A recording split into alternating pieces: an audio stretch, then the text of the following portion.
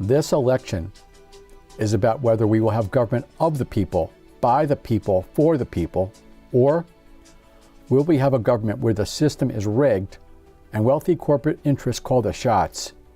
That is what this election is all about. The founding fathers of this nation fought a war so that we, the people, would govern our great nation.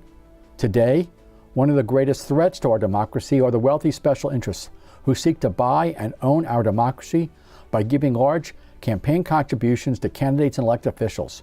Too many elected officials lack the backbone, lack the moral courage, and lack the good judgment to reject corporate special interest money. When we cast our votes in this election, we need to remember that many patriotic Americans served our nation by fighting in our wars to protect our democracy and preserve our tradition of government of the people. They did not sacrifice their lives so the wealthy corporate special interests could have our elected officials in their pockets and call the shots. Ask yourself these questions.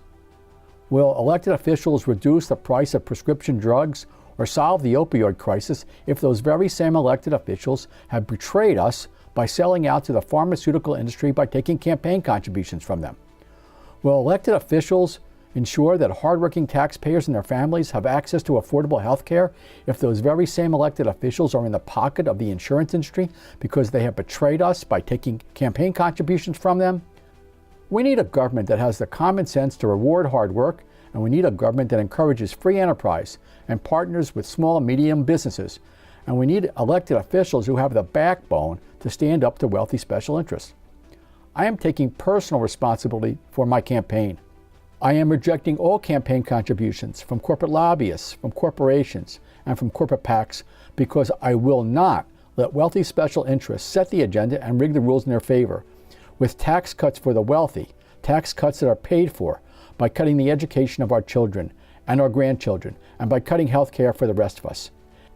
And I am rejecting all campaign contributions from corporate lobbyists, from corporations, and from corporate PACs so that I can represent you, the people of this district, on the issues you care about, such as education, access to health care, and affordable prescription drugs. And I can only succeed if I do not owe any favors to wealthy corporate special interests who want to have politicians in their pockets and who want to stand in the way of serving the people. If you remember only three things, remember these. With your vote, tell the wealthy special interests that our democracy belongs to the hardworking patriotic taxpayers who play by the rules, and our democracy is not for sale.